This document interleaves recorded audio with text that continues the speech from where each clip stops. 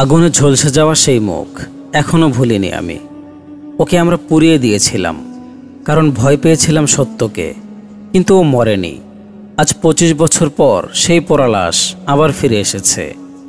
এই গ্রামে রাতের পর রাত মানুষ হারিয়ে যাচ্ছে, আর প্রতিটি জায়গায় পাওয়া যাচ্ছে একই জিনিস, পোড়া শরীরের গন্ধ। আপনি কি প্রস্তুত শুনতে চান পোড়া লাশের ভয়ঙ্কর গল্প? তাহলে অনুরোধ থাকবে ভিডিওটি শেষ পর্যন্ত দেখার।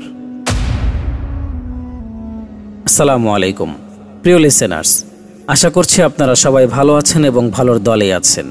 আমিও ভালো আছি আলহামদুলিল্লাহ। গল্পটি শুরু করার আগে ছোট্ট একটি রিকোয়েস্ট থাকবে। আপনি যদি আমাদের চ্যানেলে নতুন হয়ে থাকেন তাহলে অবশ্যই আমাদের চ্যানেলটি সাবস্ক্রাইব করবেন, আর পাশে থাকা বেল আইকনটি ক্লিক করতে ভুলবেন না, যাতে আমাদের প্রতিটি নতুন ভিডিওর নোটিফিকেশন চলে যায় আপনার কাছে, আর আপনি হারিয়ে যান ভয়ের এক নতুন অধ্যায়ে। আপনি শুনছেন ভয়ের ডায়েরি। এখানে গল্প নয়, বলা হয় সত্য ঘটনা। আপনার জীবনেও যদি ঘটে থাকে এমন কোনো ভয়ঙ্কর ও রহস্যময় ঘটনা, তাহলে সেটি পাঠিয়ে দিন আমাদের ইমেইলে অথবা ভিডিও ডেসক্রিপশনে দেওয়া ঠিকানায়। আমরা আপনার পাঠানো ঘটনাটিকে অত্যন্ত যত্ন সহকারে তুলে ধরব দর্শকদের সামনে। তাহলে চলুন আর কথা না বাড়িয়ে সরাসরি মূল ঘটনায় চলে যাই। যেভাবে লেখা আছে আমি সেভাবেই পড়ে শোনাচ্ছি।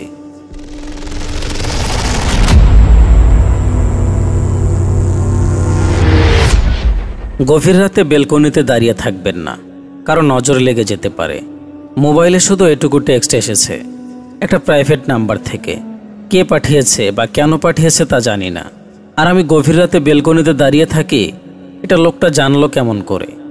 বিড়বিড় করতে করতে আবারও বেলকনিতে গিয়ে দাঁড়ালাম। কেমন একটা নিশ্চুপ পরিবেশ, কিন্তু মুহূর্তের মধ্যে পরিবেশটা উত্তাল হয়ে উঠল। বাজারের মন্দিরের দিক থেকে একটা গরু ডাকার আওয়াজ আসছে, যেন গরুটিকে কেউ পিটিয়ে পিটিয়ে হত্যা করছে। ভয়ে আমার গলা শুকিয়ে কাঠ হয়ে গেল। সামনের দিকে ঝুঁকে রাস্তার দিকে তাকাতেই দেখি আমাদের বিল্ডিংয়ের সামনে একটা মহিলা দাঁড়িয়ে আছে। তার হাত ধরে আছে একটি ছোট বাচ্চা।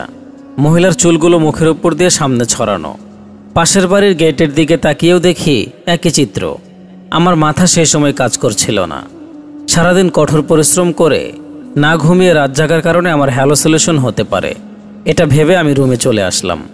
সকালে এক কাপ কফি হাতে করে বেলকনিতে যেতেই নিচে অনেক মানুষের আনাগোনা দেখতে পেলাম। ভ্যানে করে একটা মানুষের লাশ নিয়ে যাওয়া হচ্ছে।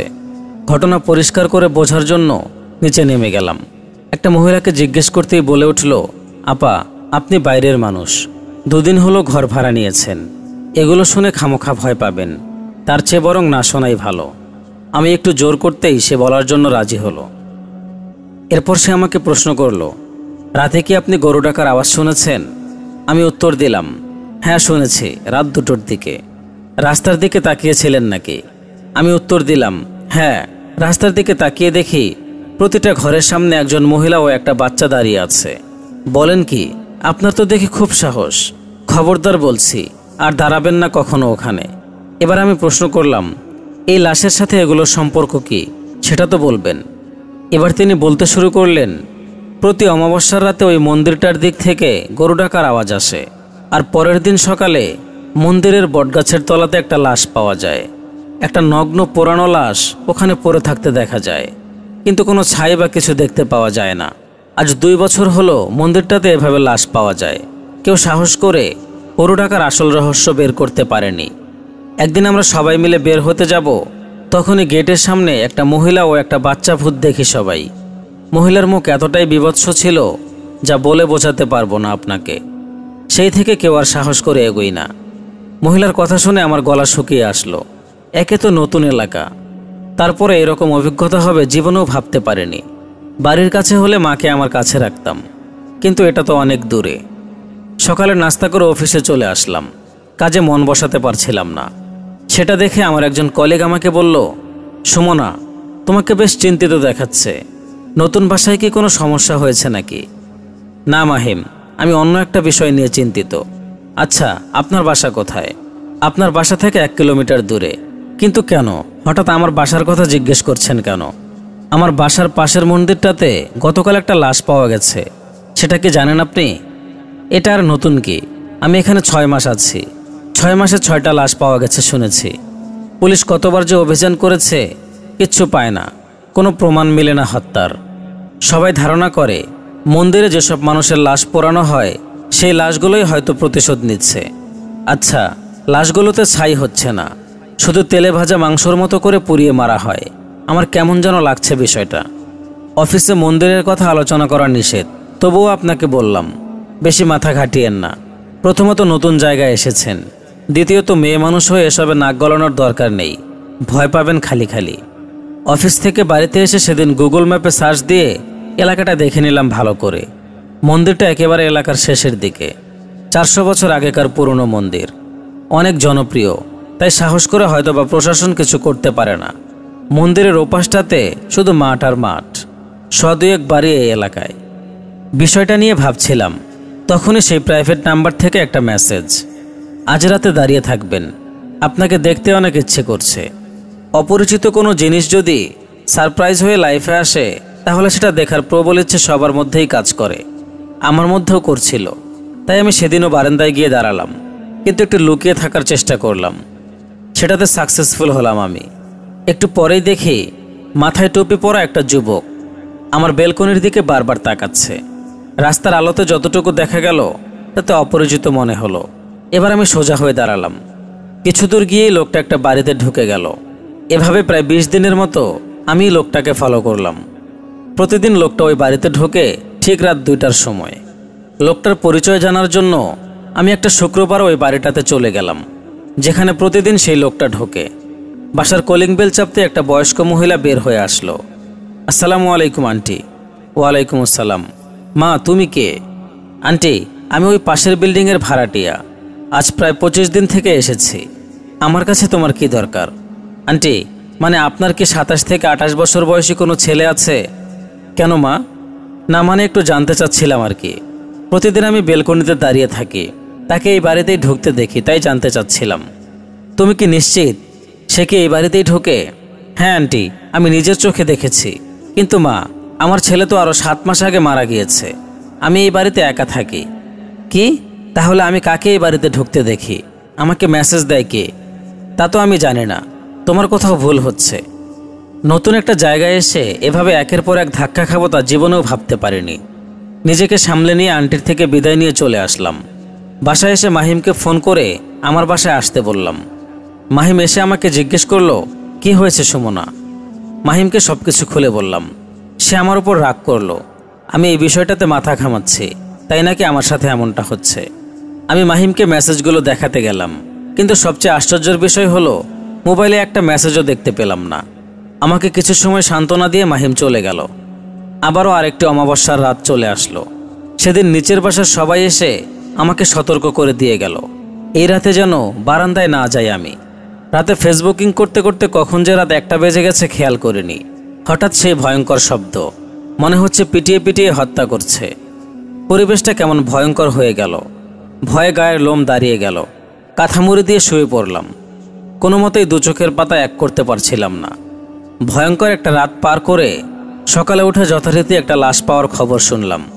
এবার আর ভয় না পেয়ে লাশের কাছে চলে গেলাম। একদম বিভৎস অবস্থা। মাথার ভিতরে শুধু এই ঘটনা ঘুরতে থাকলো। আবারও সে আগের মতো কোনো কাজে মন বসাতে পারছিলাম না। এবার অফিস থেকে 3 দিনের ছুটি নিলাম। ছুটি নিয়ে সোজা চলে গেলাম থানায়। থানার ওসিকে মন্দিরের লাশের কথা জিজ্ঞাসা করতেই আমার কথা পাশ কাটিয়ে যেতে লাগলো। কোনোভাবেই সে আমার সাথে এই কথা বলতে প্রস্তুত নয়।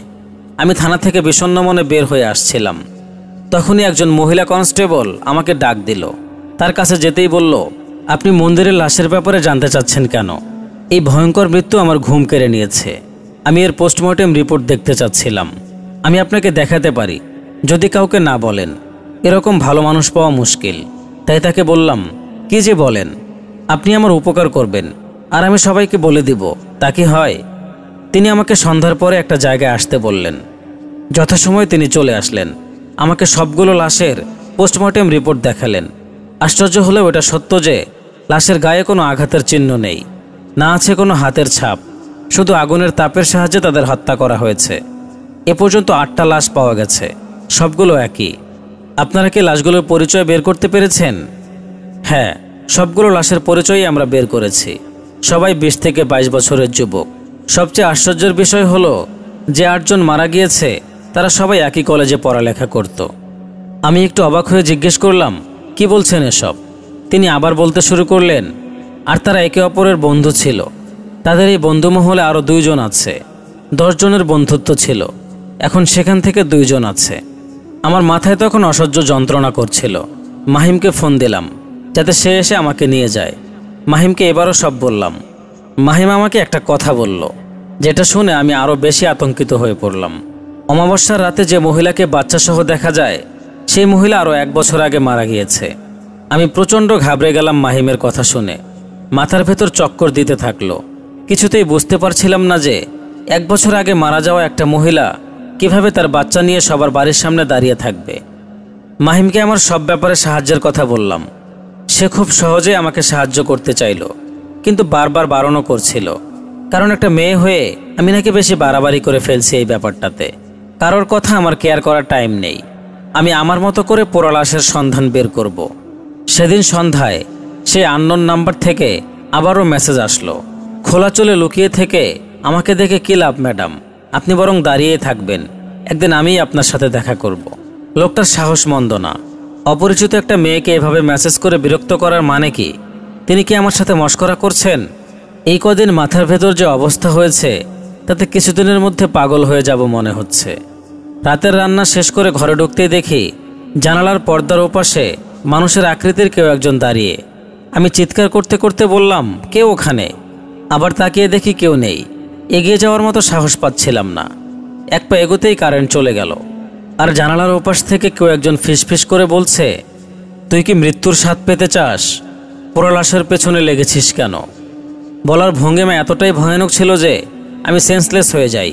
জ্ঞান ফিরতে দেখি আমি মেঝেতে পড়ে আছি। পুরো রুমে ছাই আর ছাই। কিন্তু এখানে ছাই আসলো কিভাবে? আমি তো রুমে গ্যাসের চুলায় রান্না করি। মাহিমকে ফোন দিলাম। বেচারা এত রাতে আমার ফোন পেয়ে ভরকে যায়। আমাকে আয়তুল কুরসি পড়তে বলে। সেদিনের মতো রাতটা পার করি। সকালে বাড়িওয়ালা চাচাকে সব বলি। তিনি আমাকে এসব বিষয়ে ঘাটাঘাটি করতে নিষেধ করেন এবং বলেন, কি দরকার আছে এসব ভূত প্রেতের পিছনে ছুটে। চাচার কাছে ছায়ের কথা বলতে তিনি এমনভাবে ভরকে গেলেন যেন তার সামনে কাউকে খুন হতে দেখলেন। ছাইগুলো কি এখনও আছে তোমার রুমে? না চাচা, ফেলে দিয়েছি। এবার তিনি বললেন, মা, তোমার কপালে কষ্ট আছে মনে হয়। এর আগে আমাদের গ্রামের 2টা ছেলে এসব নিয়ে মাথা ঘামিয়েছিল। 2 জনই 8 মাস আগে থেকে নিখোঁজ। তাদের সাথে কি হয়েছে আল্লাহ জানে। ছেলে দুটোর ডেড বডিও পাওয়া যায়নি। তুমি সাবধানে থেকো। ভয় ভয় আর ভয়। চারদিকের সবার চোখের ভয় আমাকে আতঙ্কিত করে তুলেছিল। কেন সবাই এত ভয় পায়? আদৌ কি এসব ভূতের কাজ কারবার নাকি অন্য কিছু? এসব কিছু জানার আগে আমাকে ওই মহিলা আর ওই বাচ্চাটার ব্যাপারে সব কিছু জানতে হবে। কিন্তু কিভাবে? আবারও ভরসা মাহিম। ওকে নিয়েই থানার ম্যাডামের সাথে যোগাযোগ করলাম। পুলিশ ম্যাডাম তেমন কিছুই বলতে পারল না। শুধু বলল, নদীর সাইডে লাশ পাওয়া গিয়েছিল, তেমন কিছু জানি না। আমি তখন এখানে ছিলাম না, তবে অফিসের পুরাতন ফাইল ঘাটলে কিছু একটা জানা যেতে পারে। প্লিজ আপনি সেটা করুন। আমার এসব ঘাটতে খুব ভালো লাগছে। ভালো কথা, কিন্তু খুব সাবধান। ঠিক আছে। যার পেছনে ছুটছি সেই মন্দিরটাতেই এখনো যাওয়া হয়নি। মাহিমকে সাথে নিয়ে মন্দিরে চলে গেলাম। একটা বয়স্ক পুরোহিতকে সব বললাম। পুরোহিত চোখে মুখে আতঙ্ক নিয়ে বললেন, তুই মরবি, নির্ঘাত মরবি। এরা শয়তান, শয়তানে এমন করে, তুই চলে যা। আজব লোক। কিছু না বলে চলে গেল। আরও ভয় দেখিয়ে গেল। মাহিম আমার কথা শুনে বলল, সবাই তোমাকে এত করে বারণ করছে, তবুও কি তুমি এটার পিছনে ছুটতেই থাকবে? তোমার ভালো না লাগলে তুমি যাও। আমি ছোটবেলা থেকেই জেদি। এই রহস্য উদ্ঘাটন করতে না পারলে আমার শান্তি মিলবে না। মাহিম এবার বলল, না, আমি তোমার সাথেই আছি। আমি আর মাহিম হাঁটা শুরু করতেই বটগাছের একটা বিশাল ডাল আমাদের সামনে ভেঙে পড়ে। অল্প একটুর জন্য আমরা দুজনেই প্রাণে রক্ষা পাই। এটা দেখে পুরোহিত মশাই দৌড়ে চলে আসে এবং আবার বলতে থাকে, তুই চলে যা, তোকে সাবধান করছি, এসবে নাক গলাস না। ওখানে আর সময় নষ্ট না করে চলে আসলাম। অমাবস্যা আসার অপেক্ষায় থাকলাম। আরও 25 দিন হাতে আছে। আপাতত এসব কিছু মাথা থেকে বাহিরে রাখি। রাতে ঘুমিয়ে আছি। হঠাৎই অনুভব করি আমার গায়ের ওপর থেকে পাতলা চাদরটা কে যেন বারবার টান দিচ্ছে।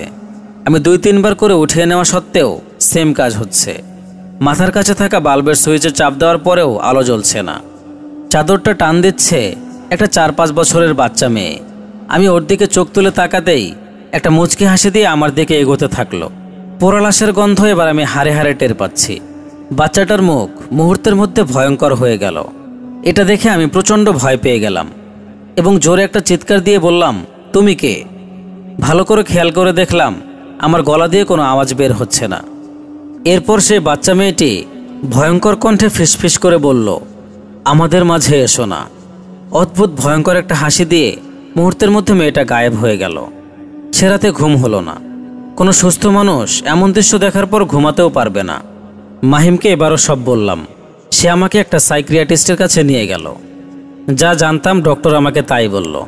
এটা নাকি আমার হ্যালোসিলেশন। ঘুমের ট্যাবলেট দিল সাথে, যাতে ঘুমোতে পারি।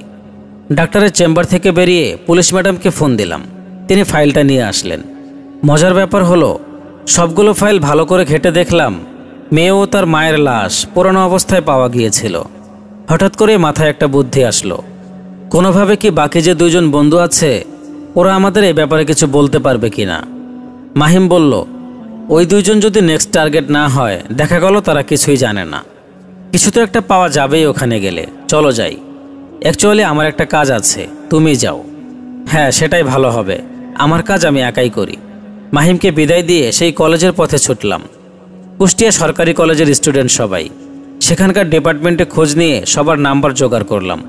যে দুইটা ছেলে এখনও বেঁচে আছে তাদের নাম্বারে ফোন দিতেই বন্ধ দেখালো। এত কষ্ট করে এত কিছু করছি, আর এখন যদি এভাবে চলে যেতে হয় তাহলে কেমন লাগে। নিজের মনকে এভাবে বারবার বোঝাচ্ছিলাম। আরও একটু ঘাটাঘাটি করার পর ওই দুইটা ছেলের সাথে যোগাযোগ করার জন্য তাদের আরও একটি করে নাম্বার পেলাম। কথা বললাম ফোনে। একটা বয়স্ক মহিলা ফোন ধরেছে। আমি ঠিকানা সংগ্রহ করে চলে গেলাম। ছেলেটার রুমে ঢুকতেই দেখি অন্ধকার রুমে বিছানার এক কোণে বসে আছে। আমাকে দেখে প্রথমত ঘাবড়ে গেল। ভাবছে আমি পুলিশের লোক। আমি কিছু জিজ্ঞাসা করতে যাব, তখনই তার মা বলে উঠল, ওরে কিছু জিজ্ঞাসা করার দরকার নেই, ও খুব ভয়ে আছে, আপনি চলে যান। আন্টি, আমি শুধু কয়েকটা কথা বলেই চলে যাব, কিছুই বলা লাগবে না, চলে যান আপনি। আন্টি, ওর ক্ষতি হতে পারে, ওকে দেখে রাখবেন। অমাবস্যার 4 দিন বাকি। এর মাঝে আমাকে ছেলেটার কাছ থেকে শুনতে হবে কি হয়েছিল তাদের সাথে, যার ফলস্বরূপ সবাইকে এভাবে জীবন দিতে হচ্ছে। এই কদিনে আর প্রাইভেট নাম্বার থেকে কোনো টেক্সট আসেনি। স্বস্তির নিঃশ্বাস ফেলে কফি হাতে করে বেলকনিতে দাঁড়াতেই ঠাস করে একটা থাপ্পড় খেলাম। হাতের মগটা ছিটকে পড়ে গেল। থাপ্পড়টার আঘাত এত জোরে লাগলো যে আয়নার সামনে গিয়ে দেখি আমার মুখে 5টা আঙ্গুলের ছাপ স্পষ্ট। এটা কি করে সম্ভব? দোতলার উপরে আমার বাসা, এখানে আমি একা থাকি, কেউ থাপ্পড় দিবে কিভাবে? দরজা জানালা বন্ধ করে ঘুমিয়ে পড়লাম। সকালে উঠে দেখি ভীষণ জ্বর। সেই জ্বর 2 দিন পর্যন্ত থাকলো। কিন্তু থাপ্পড় কে দিল এটার উৎস খুঁজে পেলাম না। বিষয়টা নিয়ে আর মাথা ঘামালাম না, কারণ আমার লক্ষ্য থাপ্পড়ের লোক নয়। অমাবস্যার আর মাত্র 1 দিন বাকি আছে। আমাকে যে কোনোভাবে ওই ছেলেটা এবং তার বন্ধুকে খুঁজে বের করে শুনতে হবে তারা কিছু করেছিল কিনা। আমি অফিস থেকে এসে ওই ছেলেটার খোঁজে গেলাম, কিন্তু যা আন্দাজ করতেও পারিনি সেটাই হয়েছে। ছেলেটা আগের রাত থেকেই নিখোঁজ। এই প্রথম কারো জন্য মায়া হচ্ছিল, সাথে ব্যর্থতার একটা গ্লানি ছিল। এতটা কাছে এসে এভাবে খালি হাতে ফিরে যেতে হবে ভাবতে পারিনি। তারপর কি হলো? সুমনা কি পারবে বাকি 2জন বন্ধুকে বাঁচাতে? আর ওই মহিলা এবং তার বাচ্চা মেয়েটার সাথে কী বা হয়েছিল? আমরা এই ঘটনার বাকি অংশ বলবো এই ভিডিওর 2য় পর্বে। রাত পেরিয়ে ভোর হলেও কিছু ছায়া আরেকটু ঘন হয়, কিছু প্রতিশোধ থামে না, যতদিন না রক্তের হিসাব মিটে যায়। আজ সেই পোড়ালাশ আবার ফিরে এসেছে তার শেষ খেলা খেলতে। এই পর্বেই খোলা হবে সব গোপন দরজা, উন্মোচিত হবে সেই ভয়াল অতীত যেখানে প্রতিটি সত্যের পেছনে লুকিয়েছিল এক একটি অভিশাপ। এই পর্বে শেষ হবে গল্প, কিন্তু শুরু হবে নতুন এক ভয়। যাকে সবাই মরে গেছে ভেবে ভুল করেছিল, সে ফিরে এসেছে ছায়ের ভেতর থেকে।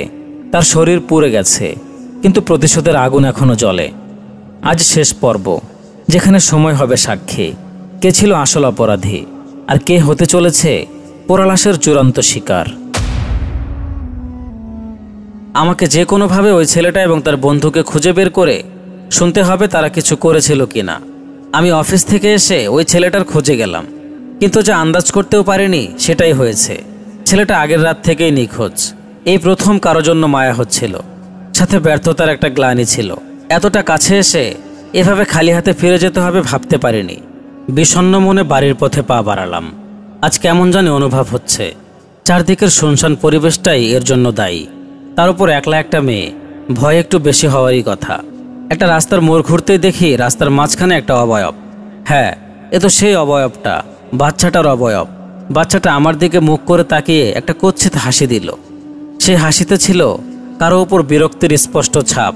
মুহূর্তের মধ্যে আমার সামনে এসে সে আমার গলা টিপে ধরল এবং বলতে লাগলো, কাউকে বাঁচাতে পারবি না, নিজের জীবনের প্রতি তোর কি কোনো মায়া নেই?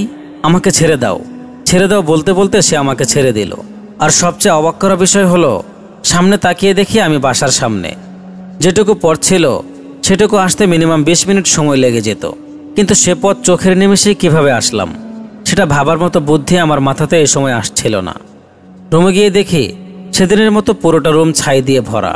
সেই ছায়ের ভেতর থেকে একটা উদ্ভট মাংস পোড়া গন্ধ আসছে।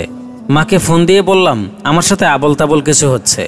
তিনি আমাকে একটা হুজুরের সাথে কথা বলতে বললেন, কিন্তু ভাবলাম হুজুরের সাথে কথা বললে তো আমার রহস্য উদ্ঘাটন করা হলো না। পরের দিনের আশায় থাকলাম, এই রাতে যেভাবেই হোক আমি মন্দিরের কাছে যাব, একাই যাব, আর ভয় পেলে মাহিমকে ডাকবো। সেদিন অফিস থেকে ফিরে নিজের ভাবিদের সাথে আবার কথা বললাম, ভালো করে শুনতে চাইলাম এই মা মেয়ের রহস্য কি। একজন আমাকে বলল, এক রাতে সেই দুজনের লাশ পাওয়া গিয়েছিল ওই মন্দিরের ধারে, কিন্তু কারা মেরেছে কেউ জানে না। মহিলাটির স্বামী বা আপন কেউ নেই। সে গ্রামের ওই পাশটায় একলা একলা মেয়ে নিয়ে থাকতো, কিন্তু কারা যে তাকে মারলো আমার মাথায় তখন কয়েকটা প্রশ্ন ঘুরপাক করতে থাকলো। প্রথম প্রশ্ন হচ্ছে, মহিলা ও তার মেয়েকে কেন মারা হলো? 2 নম্বর প্রশ্ন, ওই 10 বন্ধুকে কেন বেছে বেছে হত্যা করা হচ্ছে? 3 নম্বর প্রশ্ন, অপরিচিত একটা নাম্বার থেকে আমাকে কে মেসেজ দিচ্ছে? প্রশ্ন নাম্বার 4, আর অমাবস্যার রাতে গরু ডাকার রহস্য কি, আর কেনই বা তাদের পুড়িয়ে মারা হচ্ছে? প্রশ্ন নাম্বার 5, 9 মাস আগে মারা যাওয়া একটা লোক কেন আমাকে লুকিয়ে লুকিয়ে বেলকনি থেকে দেখবে? মাথাটা কেমন যেন এলোমেলো হয়ে গেল। আমি জানি আমার ছোট মাথা এত প্রশ্নের উত্তর একসাথে দিতে পারবে না, কিন্তু আমি এর পেছনে ছুটবই যতক্ষণ না আমি এই পোড়ালাশের হত্যাকারীকে খুঁজে পাচ্ছি। রাতে গরু ডাকা শুরু হলো। পরিকল্পনা অনুযায়ী এগোতে থাকলাম। রাস্তা দিয়ে কিছু পথ এগোতেই মোবাইলে সে প্রাইভেট নাম্বার থেকে মেসেজ আসলো, একা একা এত রাতে ওদিকটাতে যেও না, নিজের ভালো চাইলে ফিরে যাও। মোবাইল থেকে চোখ সরাতেই দেখি একদম মুখের সামনে সেই মা ও মেয়ে। এর চেয়ে ভয়ঙ্কর দৃশ্য আমি আমার জীবনে কোনোদিন দেখিনি। দুজনের গা থেকে মাংস খসে পড়ছে এবং তাদের শরীর দিয়ে ধোঁয়া বের হচ্ছে। তার মানে এদের দুজনকে কেউ পুড়িয়ে হত্যা করেছে নাকি অন্য কিছু। মাটিতে ধপাস করে পড়ে গেলাম। ওদিকটাতে বিভৎস গরুর ডাক, মনে হচ্ছে মৃত্যু যন্ত্রণায় ছটফট করছে।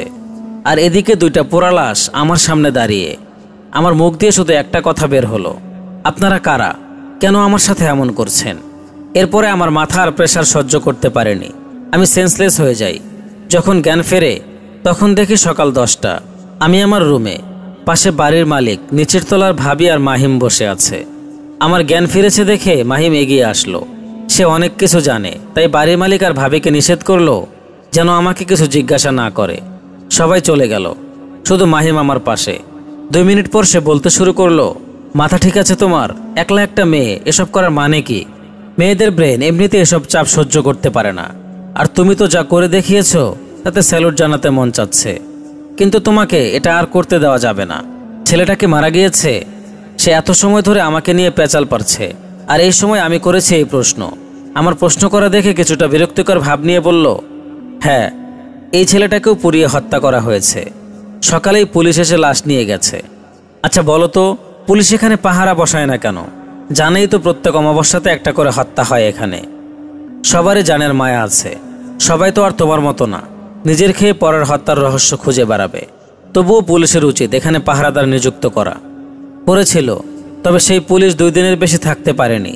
সে মন্দিরের বারান্দাতে ঘুমিয়ে থাকতো, কিন্তু প্রথম দিন সকালে উঠে দেখে সে বটগাছের মগ ডালে। প্রথম দিন সে ভেবেছে হয়তোবা সে ঘুমের ঘোরে এখানে উঠেছে, কিন্তু দ্বিতীয় দিন সবচেয়ে বাজে ঘটনা ঘটেছিল। সেদিন 3 জন পুলিশ নিয়োগ দেওয়া হয়েছিল, কিন্তু মাঝরাতে সবাই দেখে একটা বাচ্চা মেয়ে তাদেরকে ধরে শূন্যে ভাসিয়ে নিয়ে যাচ্ছে, আর তাদের নিয়ে গিয়ে নদীর ধারে ফেলে রেখে আসে। তারপর থেকে কেউ আর সাহস করে ওখানে যায়নি। খুব পুরনো মন্দির হওয়াতে পুলিশ সিলগালা করতেও সাহস পায় না।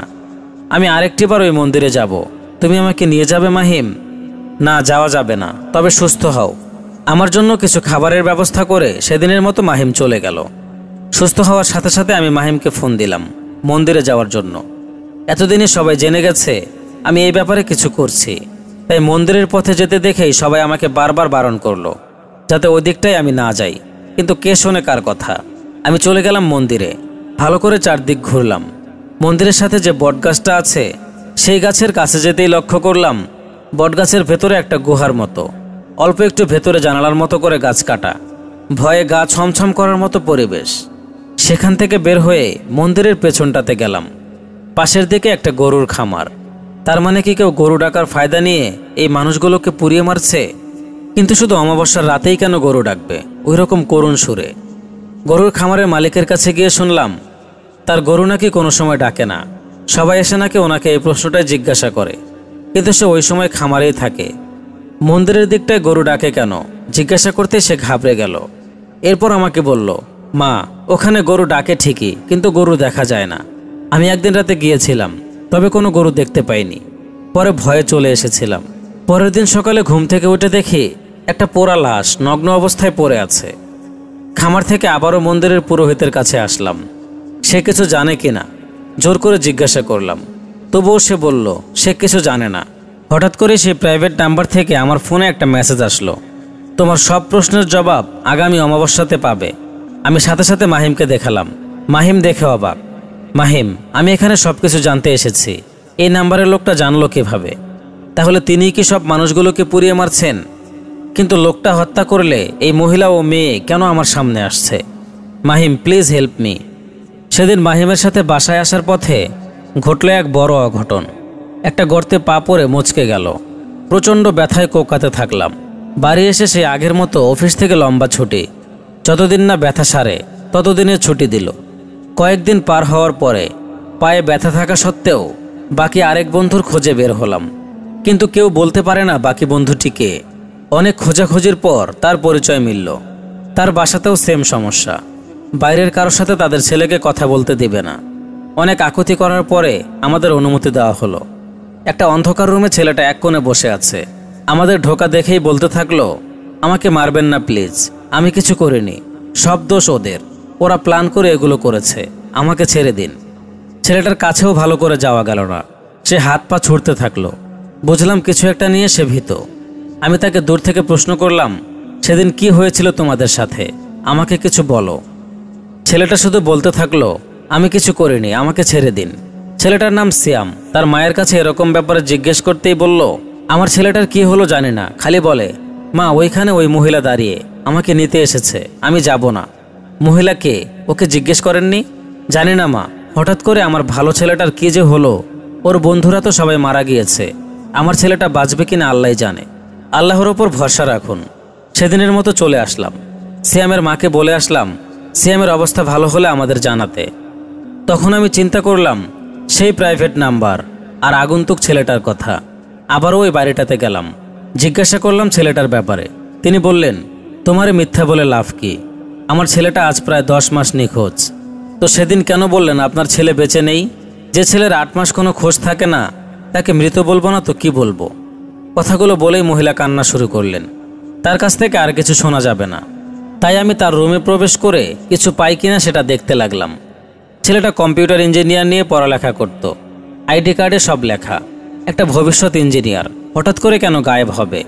না অন্য কোনো উদ্দেশ্য আছে? একদিন ফোন আসলো সিয়ামের বাড়ি থেকে। সিয়াম নাকি স্বাভাবিকভাবে কথা বলছে। আমি সেদিন আবার গেলাম। সিয়ামের সাথে কথা হতে থাকলো। শুধু বলতে যাবে সেদিন কি হয়েছিল, তখনই সিয়ামের গলার স্বর চেঞ্জ হয়ে গেল। মুহূর্তের মধ্যেই রুমের বাল্ব একবার জ্বলতে এবং একবার নিভতে শুরু করলো।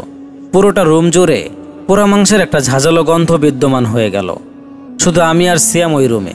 রুমের দরজাটাও বাইরে থেকে আটকানো, খোলা যাচ্ছে না। সিয়াম একটা মহিলার ভয়েসে আমাকে বলতে থাকলো, তুই একেও বাঁচাতে পারবি না, কোনোভাবেই পারবি না। নিজের ক্ষতি করতে না চাইলে আশাটা ছেড়ে দে। কিন্তু সিয়াম আমাকে বলেছে সিয়াম কিছু করেনি। অন্যায় যে করে আর যে অন্যায় সহে দুজনেই সমান অপরাধী। এ কথা বলার পর সিয়ামের দেহ শূন্যে ভেসে গেল। সে ছাদ বেয়ে উল্টো হয়ে হাঁটতে শুরু করলো। আমি আয়াতুল কুরসি পড়া শুরু করলাম। পরিস্থিতি ঠান্ডা হওয়ার সাথে সাথে রুমের দরজা খুলে গেল। সিয়ামের মা রুমে ঢুকে সোজা বারণ করে দিল, আমি যেন আর সিয়ামকে ডিস্টার্ব না করি। চলে আসলাম সিয়ামদের বাড়ি থেকে। আর মাত্র 15 দিন পরে অমাবস্যা। আমাকে যা করার এর ভিতরেই করতে হবে। মাহিমকে বললাম এইবার অমাবস্যাতে সে যেন আমার সাথে থাকে। মাহিম রাজি হয়ে গেল। কিছুদিন যাবৎ মাথা থেকে এসব রেখে শান্তিতে থাকতে চাচ্ছিলাম।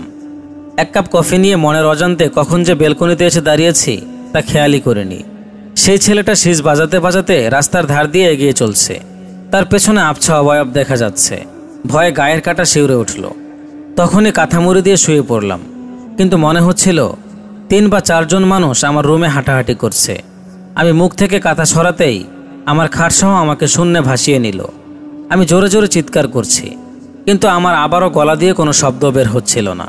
আমি আবারও আয়াতুল কুরসি পড়ার পরে পরিস্থিতি একটু শান্ত হলো। বুকে ফু দিয়ে দেয়ালে ঠেস দিয়ে বসে থাকলাম। কখন যে 2 চোখের পাতা এক হয়েছে তা জানি না। মুখের ওপর গরম নিঃশ্বাস পড়ার শব্দে ঘুম ভাঙল। চোখ মেলে তাকাতেই আমি যা দেখলাম, সেটা যে আমি দেখব তা জীবনেও ভাবতে পারিনি। সেই মহিলাটা আমার পাশে শুয়ে আছে। যথারীতি আবারও সেন্সলেস হয়ে গেলাম। একাবারই হওয়ায় যদি আমি চিৎকার করেও থাকি হয়তোবা কেউ শোনেনি। সেদিন সকালে মাহিমের সাথে সব শেয়ার করলাম। মাহিম আমাকে বলল, অন্যের জন্য টেনশন করে কী লাভ সুমনা? 10 জনের 9 জনই মারা গিয়েছে, কেউ তাদের বাঁচাতে পারেনি। তুমি কি পারবে? আশা ছেড়ে দাও। কি যে বলো, আমি এর শেষ দেখে ছাড়ব। অমাবস্যার আর মাত্র 2 দিন বাকি। আমি আর মাহিম দুজনেই অফিস থেকে ছুটি নিয়েছি। আগে থেকে সিয়ামের বাড়ির আশপাশে অবস্থান নিয়েছি, যাতে সিয়াম বের হলে তাকে আটকানো যায়। অমাবস্যার রাতে সিয়াম তার রুমের পেছনের দরজা দিয়ে বের হয়ে গেল। আমরাও পেছনের দিকে থাকায় সহজে তাকে দেখতে পেলাম। আমরা তার পেছন পেছন হাঁটতে থাকলাম। সে একটা ঘোরের মধ্যে হাঁটছিল। কোনো দিকে না তাকিয়ে সোজা মন্দিরের দিকে চলে যেতে থাকলো। কিন্তু হঠাৎ করে সিয়াম তার গতিপথ পরিবর্তন করে একটা পরিত্যক্ত বাড়ির দিকে হাঁটা শুরু করলো। আমরা মনে করলাম আমাদের উপস্থিতি টের পেয়েছে হয়তোবা। পেছনে তাকিয়ে দেখি মাহিম নেই। আমার মনের কোণে তখন চারদিকের ভয় জমতে থাকলো। মুহূর্তের মধ্যে কোথায় গায়েব হয়ে গেল। এবার আমি কাকে খুঁজব? সিয়াম তখন ক্রমশই দূরে যেতে থাকলো এবং একসময় সে অন্ধকারে মিলিয়ে গেল। আমি মাহিমকেও খুঁজে পাচ্ছিলাম না। আমাকে অসহায় মনে হচ্ছিল তখন। অনেক সময় ধরে খুঁজেও মাহিমকে পেলাম না। হঠাৎ গরুর ডাক শুরু হয়ে গেল। আমি দৌড়ে মন্দিরটার দিকে গেলাম। পথে আমার সামনে সাপ থেকে শুরু করে অনেক কিছু আসতে থাকলো। আমি যত দোয়া দরুদ পারি সব পড়তে থাকলাম। একসময় মন্দিরটার কাছে চলে গেলাম। গরুর ডাক তখনও স্পষ্ট। হ্যাঁ, বটগাছটার গুহার মধ্যে আগুন জ্বলতে দেখা যাচ্ছে, আর জানালার মতো কাটা অংশের দিক থেকে গরু ডাকার শব্দ আসছে। তখনই দেখি পাশ থেকে মাহিমের গলা শোনা যাচ্ছে। কাকে যেন ধরে মাহিম চিল্লাচ্ছে। আমি সেদিকটাই এগিয়ে গেলাম। দেখি মাহিম একজনকে জড়িয়ে ধরে আছে।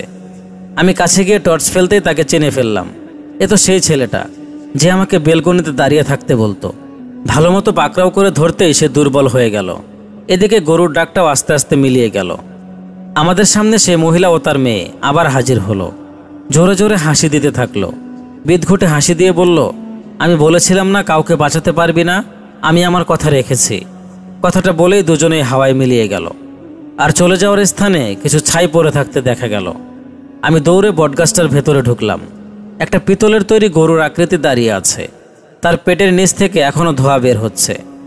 এবার মাহিম ছেলেটাকে ধরে থাপ্পড় দিয়ে বলল, বল কাহিনী কি? কিন্তু সে কোনো মতেই বলতে চায় না। আমি রিকোয়েস্ট করার পর সে বলতে শুরু করলো। ছেলেগুলোর 10 জনের একটা ফ্রেন্ড সার্কেল ছিল। তারা ছিনতাইয়ের কাজে যুক্ত ছিল। সেদিন ছিল অমাবস্যার রাত। ওই 10 বন্ধু সেদিন রাতে এই মহিলাকে ধরে। মহিলা কিছু দিতে না চাইলে ছেলেগুলো মহিলাটির গলা চেপে ধরে। সাথে সেই বাচ্চা মেয়েটিও ছিল। সে বাধা দিলে তাকেও গলা টিপে হত্যা করা হয়। তারপর তারা ভয়ে লাশ দুটিকে ফেলে চলে আসতে চায়, কিন্তু তাদের ভেতরের একজন বলে, আমার কাছে একটা বুদ্ধি আছে। এভাবে ফেলে রেখে গেলে তাদের হাতের ছাপ বড় একটা সমস্যা হতে পারে। তাই সে লাশটাকে পোড়ানোর সিদ্ধান্ত নেয়। কিন্তু সচরাচর মানুষ যেভাবে পোড়ায় সেইভাবে তারা পোড়ায় না। ছেলেটা এর জন্য বেছে নেয় ব্রাজেন বুল পদ্ধতি। সে কিছুদিন আগে জিনিসটা সংগ্রহের জন্য কিনে রাখে। এভাবে কাজে লেগে যাবে ভাবতে পারেনি। তারপর সিয়ামবাদে সবাই এতে সায় দিল। মহিলা ও তার বাচ্চাটিকে এই পিতলের তৈরি সারাকৃতির জিনিসটার ভেতরে রেখে পুড়িয়ে হত্যা করে। মহিলা ও তার বাচ্চা দুজনের মধ্যে তখনও প্রাণের অস্তিত্ব ছিল। আগুনে পোড়ানোর ফলেই তারা মারা যায়।